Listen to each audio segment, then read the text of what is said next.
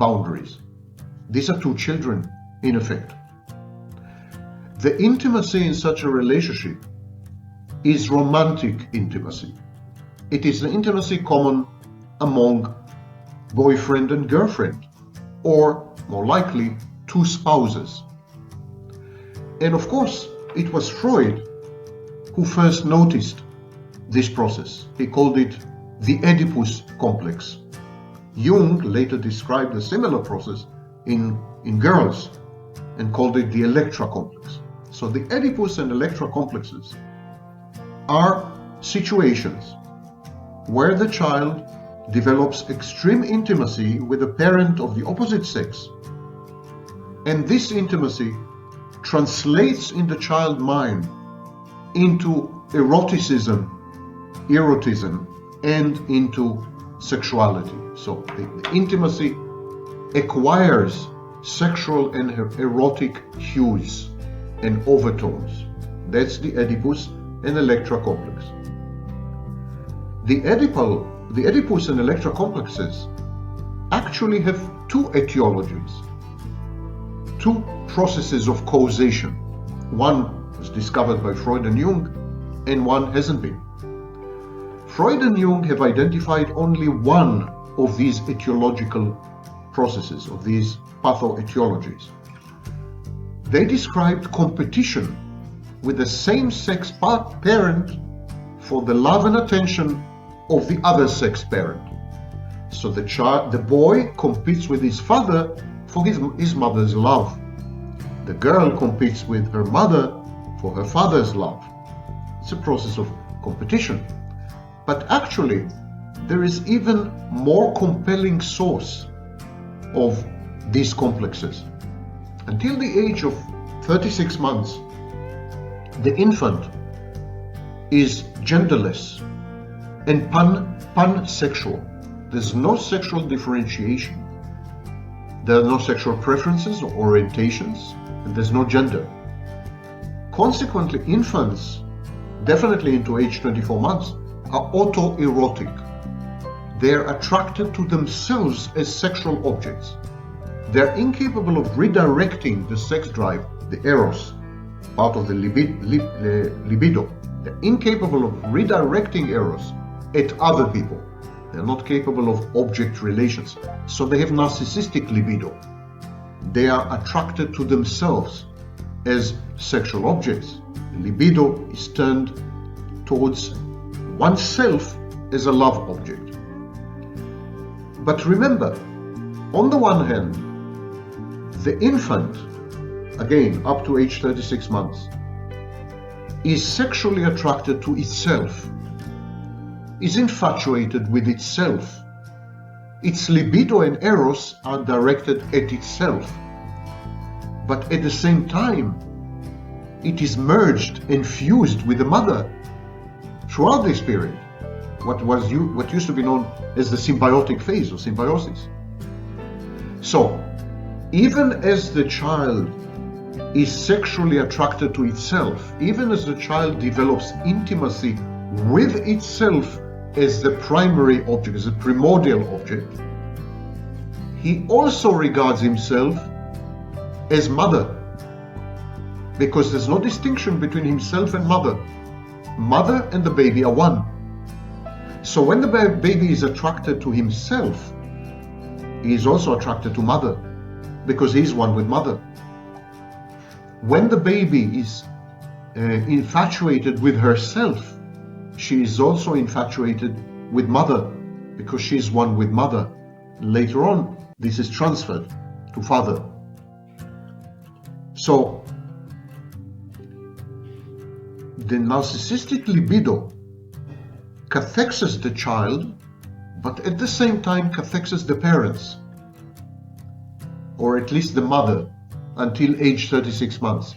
It is only when the child begins to separate from mother, only when he begins to separate, that he transfers his libido from himself and from her as his extension to other people. So this is very important to understand, that emotional incest or covert incest is an inevitable stage, an universal stage in early childhood development. It is not the exception, it's the rule. All babies, all children, all infants, all toddlers develop emotional intimacy, which is essentially covert and incestuous, because of the fact that until age 36 months, they haven't separated from mommy. There's no separation, individuation from the parental figures. So the child directs his sexuality and his romantic feelings and his intimacy at himself, and by extension at his parents, because they are one and the same. His parents and him, his parents and her, they're one and the same. So emotional covert incest is not only an inevitable universal phase in human development, it's also very healthy. It's very healthy because it allows the child to exercise, to rehearse relationships with other people, with third parties, with objects who are not mother, who are not father. So the child develops a skill set of interacting with other people romantically and sexually by exercising or rehearsing safely with a secure base with mommy and a bit later with daddy. So, emotional covert incest as a pathology is very similar to the etiology of narcissism. Until age 36 months, everyone is a narcissist, and this is what we know as healthy narcissism. It's the narcissism that later in life allows us to regulate our sense of self-worth, to acquire and modulate self-esteem and self-confidence, to take on the world. Until age 36 months. If we remain stuck in this phase, when as adults, then we have secondary or pathological narcissism. It's the same with emotional incest. Everyone experiences emotional incest. It's a rehearsal, it's a dress rehearsal for later life relationships. But if we remain stuck at this phase, then we have a problem. Then we have a pathology, because emotional incest, covert incest, prevents separation, individuation.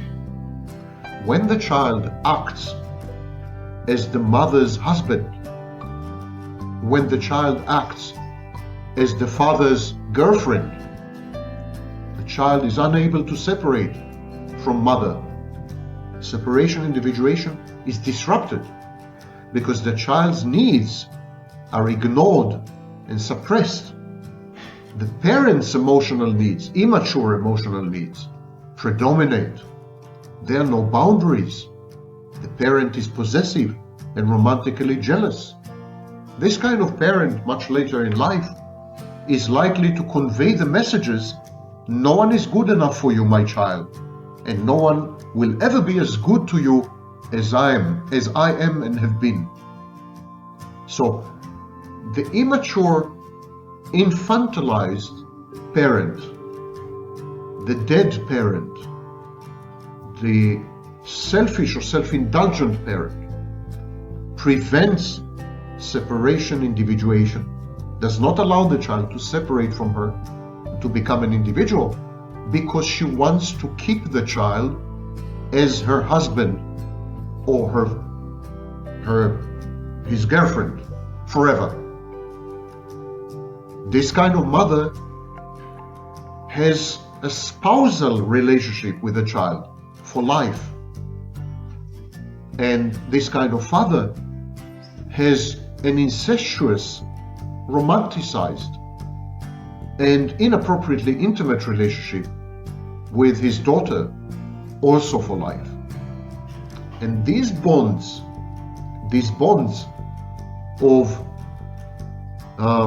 enmeshment and merger and fusion, and this need to act as the mother's husband or the father's wife. This need imposes on the child obligations and duties, even if only implicitly. The child grows up and says to himself, I cannot abandon mother. She is no one else but me. I am the man in her life. I should support her. I should advise her. I should protect her. I should cater to all her needs, emotional, financial, etc. Similarly, a daughter who has been exposed to emotional, covert incest, a lack of boundaries, parentification, adultification, a daughter who has been treated by her father as a substitute wife or substitute girlfriend. This kind of daughter would feel that she holds a responsibility for her father's well-being and happiness, and that she has no right to walk away and have her own life. Because having her own life means her father's disintegration or unhappiness, or worse. These children become hostages. Emotional covert incest is a control strategy or a control mechanism. It allows the parents who are insecure, parents who are codependent, parents who are selfish and exploitative, it allows these parents to blackmail their children into a constant presence, to prevent the child from venturing out into the world and exploring relationships with other people. The parent monopolizes the child. The parent wants the child to never leave home, sometimes in the physical sense. The problem with emotional covert incest is that sometimes it degenerates and deteriorates into sexual incest. And it is usually the parent's initiative. When this kind of parent, and it's a very sick parent, of course, it's a very bad parent, when this kind of parent realizes that she is losing her hold, she is losing her control over the child is about to separate, the child is about to individuate, develop object relations, the child is about to get married, the child is having a girlfriend or whatever, this kind of mother may offer sex as a way to bind and bond the child, as a way to entice and seduce and tempt and reward the child for a codependent, people-pleasing behavior. So, sex is the ultimate weapon in the arsenal of emotionally incestuous parents.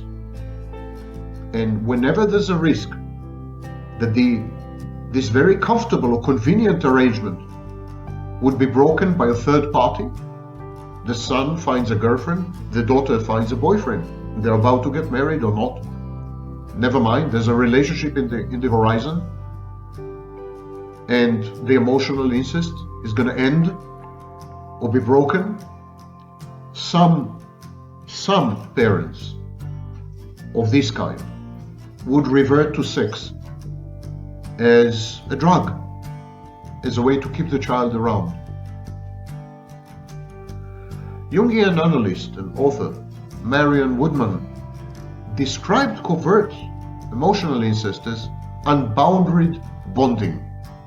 The parent or parents use the child as a mirror to support their needs rather than mirroring the child to support the child's emotional development and needs. So it's reverse mirroring. I deal with mirroring in two of my videos recently, and you may wish to watch. So here we are. There's a parent who is immature, childlike or childish, selfish, self-indulgent, entitled, some sometimes depressed, has a bad relationship with her intimate partner, and she converts her child into her new husband. The child is supposed to cater to her needs, look after her, protect her, listen to her when she needs support and succor, give advice. She can cry on his shoulder, hugs, etc., etc. If she has a bit of conscience, this will not become a sexual type of incest. But incest, it is all the same, as we will see momentarily. I mentioned homoerotism. Narcissists and other mental health disorders where homoerotism is dominant or prevalent. But let's focus on narcissism for a minute. Narcissism is the pathological outcome of the inability to separate from a maternal figure, from a mother, and to individuate. That much is established in vast amount of literature. But why the homoerotism? One reason for the homoerotism I've explained. The child is enmeshed symbiotically with the mother, or later with the father. And so, when the child directs its sexuality inwards, when the child at an early stage of development is the love object of itself, when the child falls in love with itself, is sexually attracted to itself, automatically he is also sexually attracted to mother, because he is one with mother, or she is sexually attracted to father because she is one with father.